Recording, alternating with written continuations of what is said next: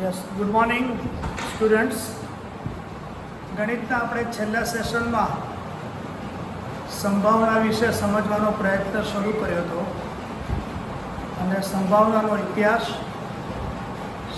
સંભાવના એટલે શું, સંભાવનાના ગુણધર્મો અને એના આધારે કઈ રીતે આપણે ઓબ્જેક્ટિવ કે દાખલા ગણી શકીએ એના વિશે વિચાર્યું.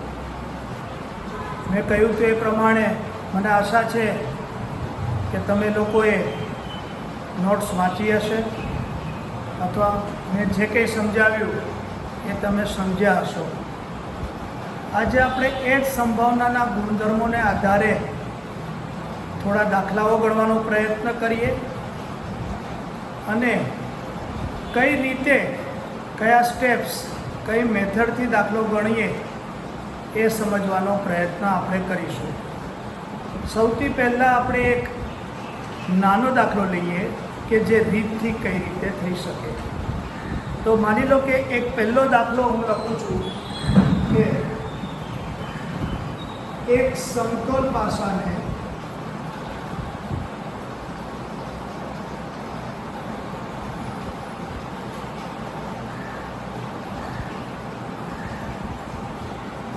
ઉછાળતા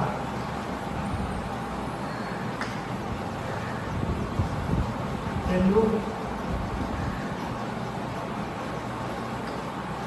દરેક ઘટનાની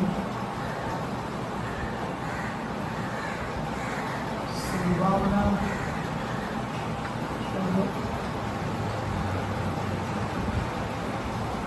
બે સંખ્યા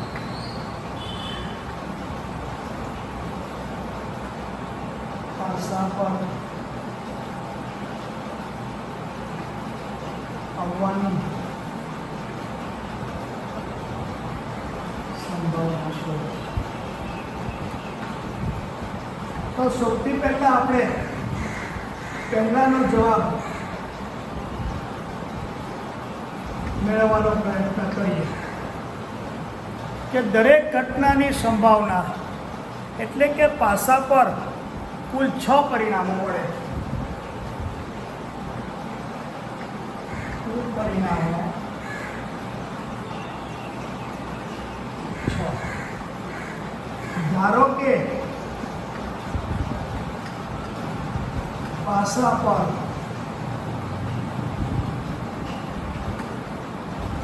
એક આવવાની ઘટના એ છે જેના શક્ય પરિણામો એક જ છે. ત્યાર પછી આપણે સંભાવનાનું સૂત્ર લખીશું.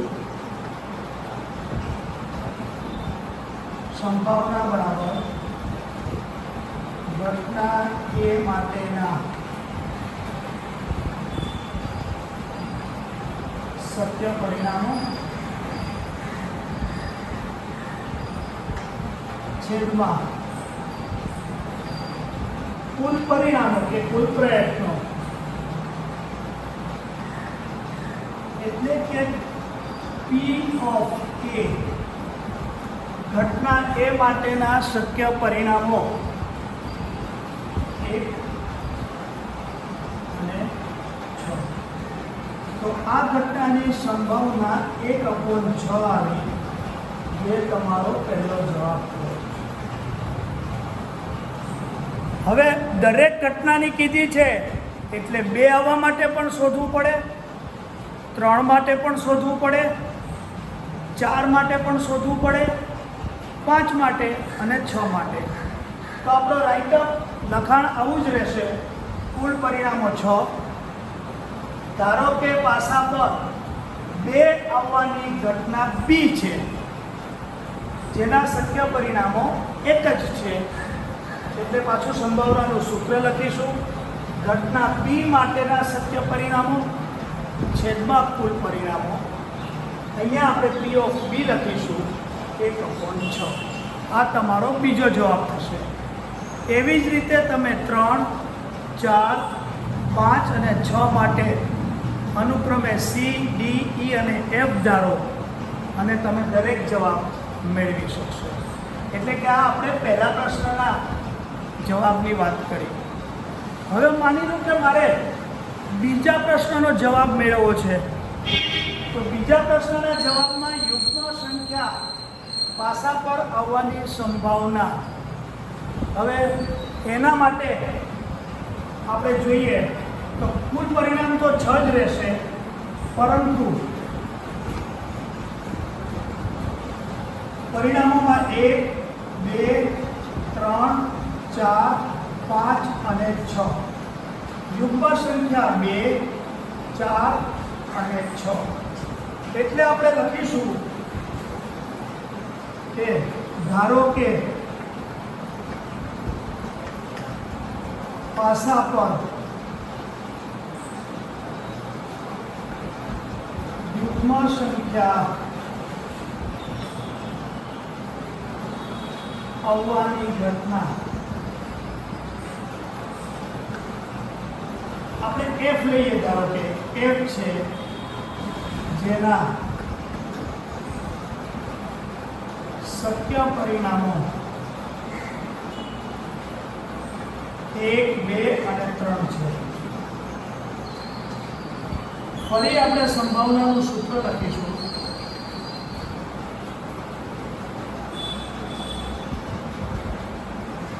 ઘટના F માટેના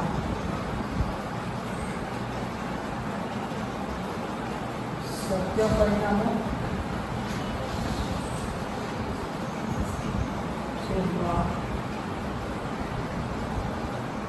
કુલ પરિણામો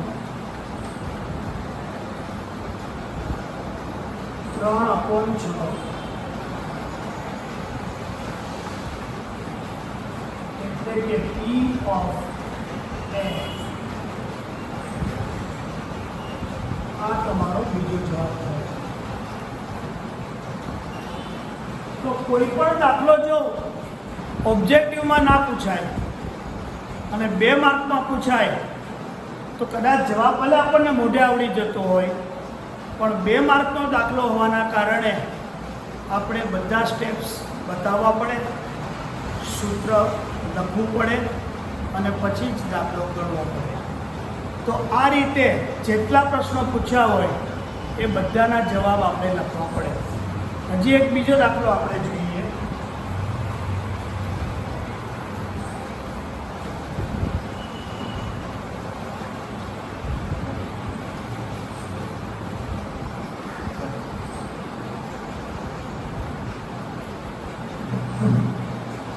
જો P of A બરાબર 0.45 હોય તો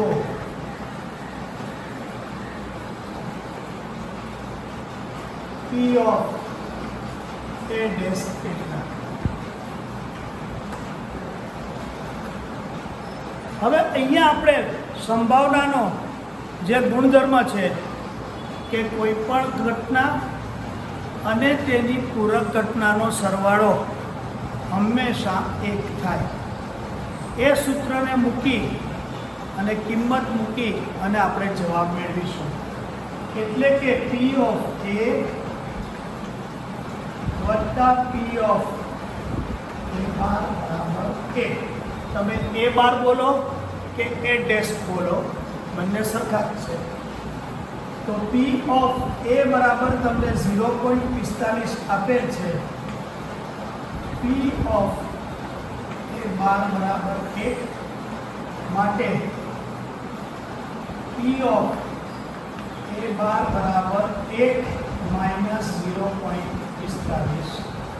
અહીંયા ધ્યાન એ રાખજો કે બાદબાકી કરવામાં આપણી ભૂલ ન પડે, માટે બાજુમાં આપણે રફ કાર્યથી ગણતરી કરવાની.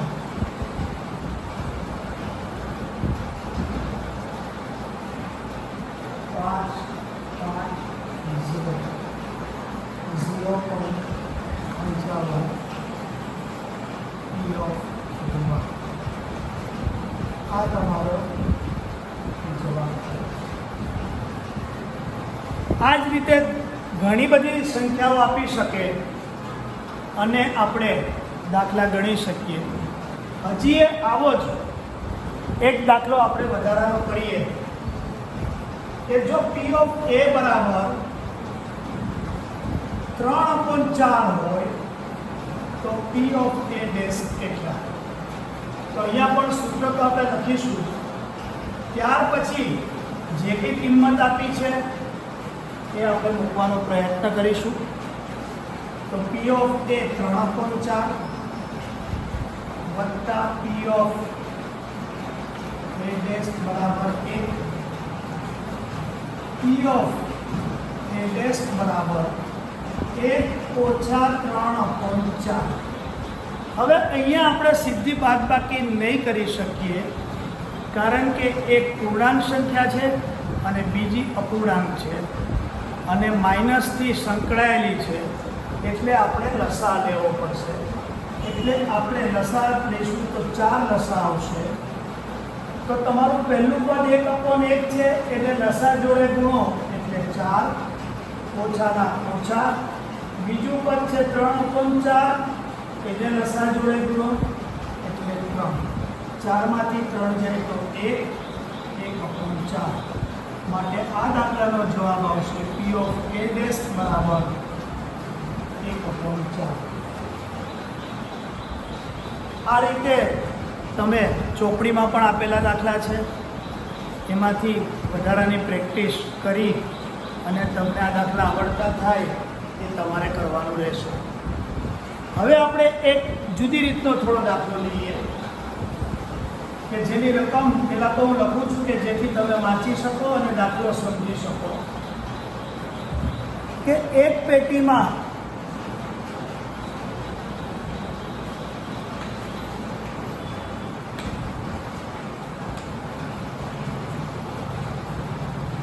એકથી 100 લખેલા બોર્ડ છે. એટલે કે પાટિયા છે કે જેના ઉપર એક લખી, બીજા ઉપર 2, ત્રીજા ઉપર 3, એમ 100 પાટિયા છે. એમાંથી આપણે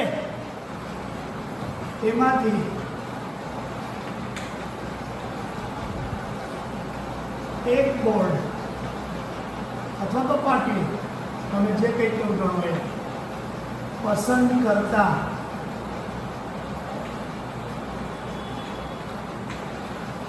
તો એમાં પણ તમને જુદા જુદા પ્રશ્નો પૂછી શકે કે પાટિયા પરનો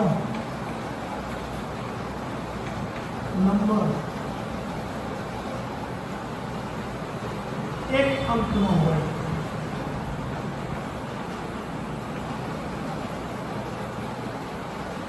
બે પાટિયા પરનો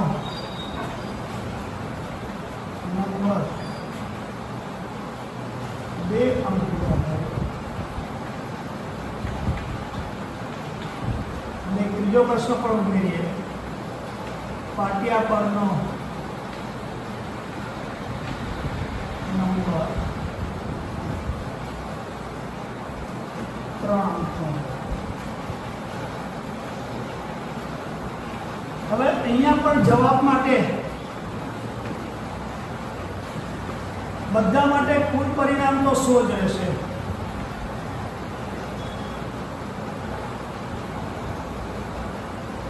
કારણ કે કુલ 100 પાટિયા છે.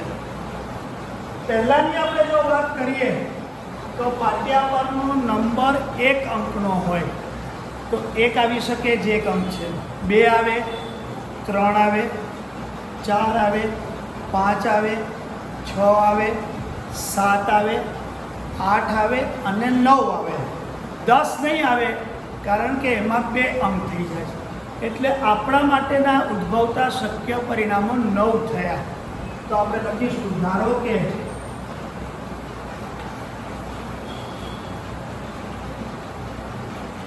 પાટિયા પરનો નંબર 1 અંકનો કરવાની ઘટના એ છે જેના શક્ય પરિણામો 9 છે. ફરી આપણે સંભાવનાનું સૂત્ર લખીશું.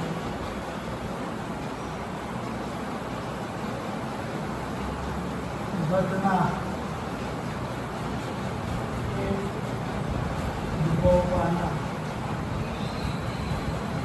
પરિણામો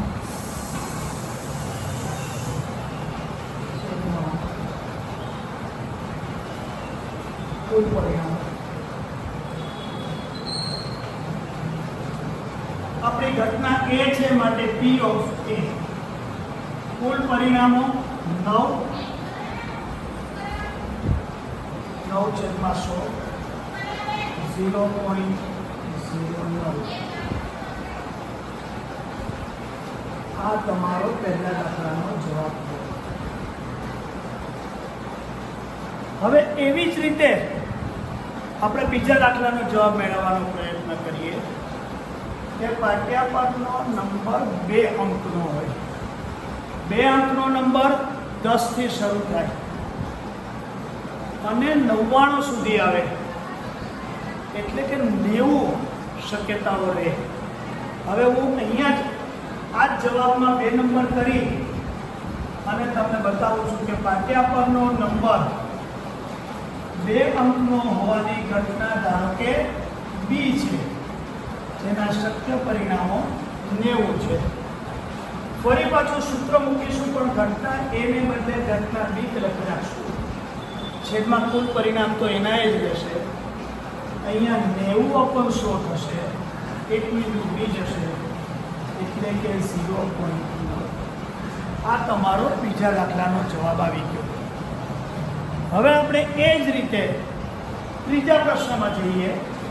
પાઠ્યપદનો નંબર 3 અંકનો હોય. 3 અંકનો નંબર હોઈ શકે કે ના હોઈ શકે? 100. તો 100 એ 3 અંકનો થયો, તો પાઠ્યપદનો નંબર એની ઘટનાને આપણે સી કહી દઈએ.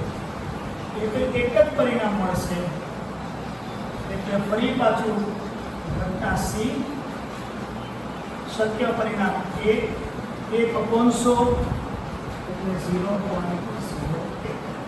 આ તમારો ત્રીજા પ્રશ્નનો જવાબ આવ્યો.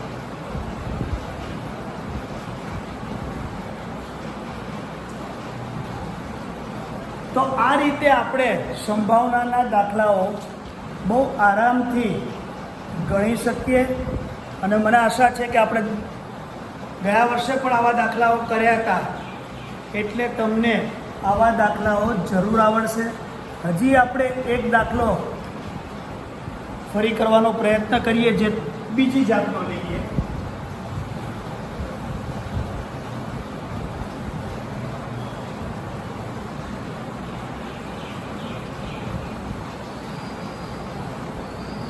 હવે આપણે પત્તા, પ્લેઇંગ કાર્ડ્સ, એના ઉપર એક દાખલો ગણવાનો પ્રયત્ન કરીએ કે સરખી રીતે ચીપેલા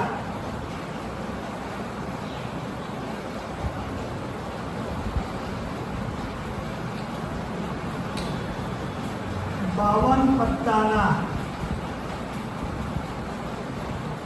મગમાંથી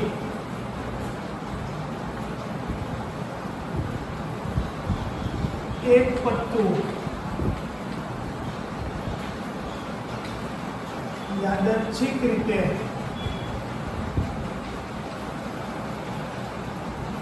પસંદ કરતા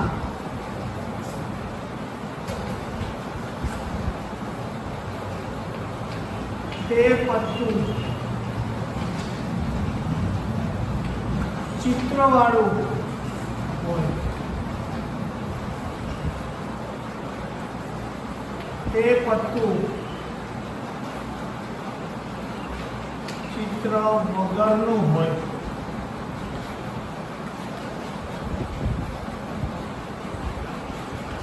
તે પત્તું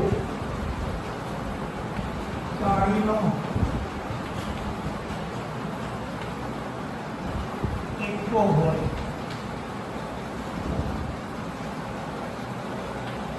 એ પટ્ટું લાલ રંગનું હોય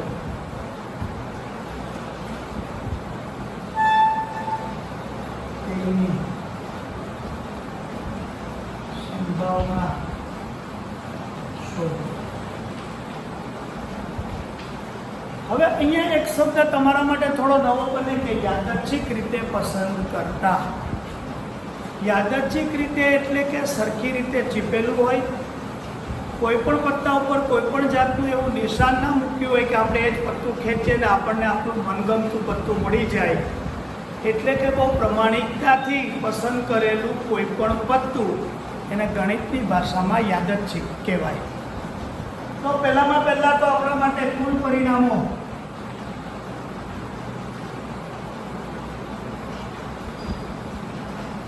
બાબત તો થશે જ. હવે તમે જુઓ કે અહીંયા 4 પ્રશ્નો પૂછ્યા છે. તમે ચોપડીમાં જોશો કે કોઈકમાં 5 કે 6 પ્રશ્નો પૂછ્યા છે. એનો અર્થ એવો થયો કે આપણે જે 2 દાખલા રીતથી કર્યા એ પ્રમાણે દરેક માટે એક એક ઘટનાને નામ આપવું પડે.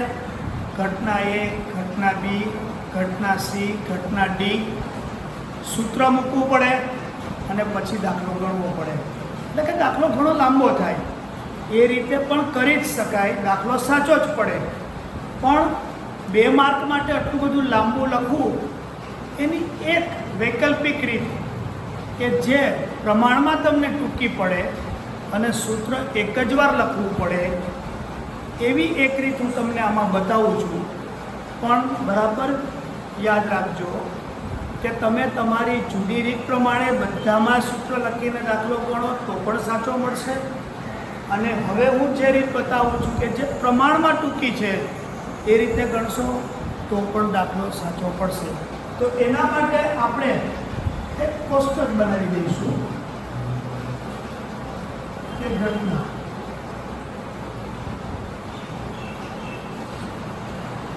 પછી આપણે ઘટનાનું નામ લખશું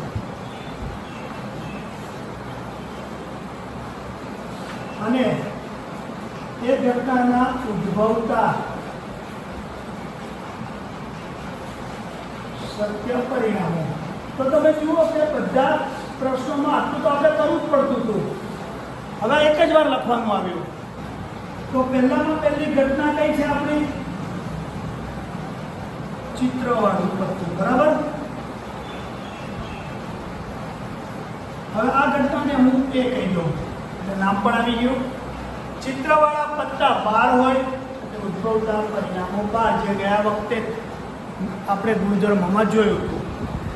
ત્યાર પછી બીજો પ્રશ્ન છે ચિત્ર વગરનું પત્તું. એની ઘટનાને આપણે B કહી શકીએ. ચિત્ર વગરના 40 હોય. ત્રીજો પ્રશ્ન છે એ પત્તું કાળીનો એકો હોય.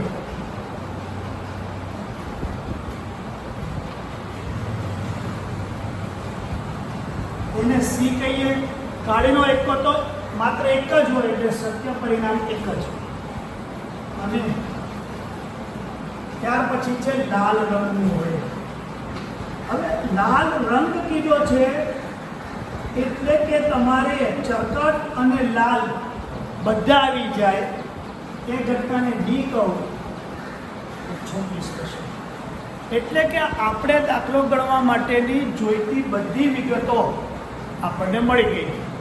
હવે આપણે એક જ વાર સૂત્ર લખીશું અને પછી સીધી કિંમતો મૂકી દઈશું. તો હું અત્યારે આ ઉપરની જે રકમ છે એ કાઢી નાખું કે જેથી તમે જોઈ શકો કે હું એક જ વાર સૂત્ર લખી અને કઈ રીતે. તો કે જુઓ, સંભાવના ઘટના એ લખતા હતા ને, તો હવે આપણે ઘટના માટે ઉદ્ભવતા પરિણામો છેદમાં કુલ પરિણામો. આપણે એક જ વાર હવે લખશું, બધી ઘટના માટે આ સૂત્ર લાગુ પડી ગયું. હવે હું પહેલું લઉં તો આપણી એ ઘટના છે એના માટે 12/52 બરાબર કે નહીં? તમે છેદ ઉડાડી શકો. 2 × 6 = 26 × 52 2 તેરી 6 એટલે કે 3/2. હવે સૂત્ર લખ્યા વગર જ તમે સીધું P of B મૂકી શકો. તો એ 40/52 2 × 20 26 10.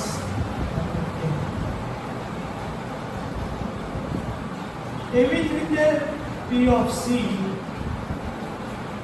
1/52 અને P of D બરાબર 26/52 એટલે કે 1/2. તો આખો દાખલો આપણે પૂરેપૂરો ગણ્યો અને છતાં પણ આપણે સમય ઓછો લીધો અને બધી જ જરૂરી વિગતો આપણે બતાવી દીધી. આપણી મહેનત બચી ગઈ કે ઘટનાનું નામ, ઉદ્ભવતા શક્ય પરિણામો ન લખવા પડ્યા, દરેક વખતે સંભાવનાનું સૂત્ર ન લખવું પડ્યું. મને વિશ્વાસ છે કે જો આ રીતે તમે આ દાખલો ગણશો તો કોઈ ભૂલ નહીં પડે. બરાબર છે? તો આજે આપણે અહીંયા પૂરું કરીએ. આપણા ગણિતના સંભાવનાના 2 સેશન થયા. આ પ્રકરણ 4 માર્કનું છે એટલે આપણા માટે અગત્યનું છે. આની પ્રેક્ટિસ કરજો, થિયરી વાંચીને મોઢે રાખવાનો પ્રયત્ન કરજો.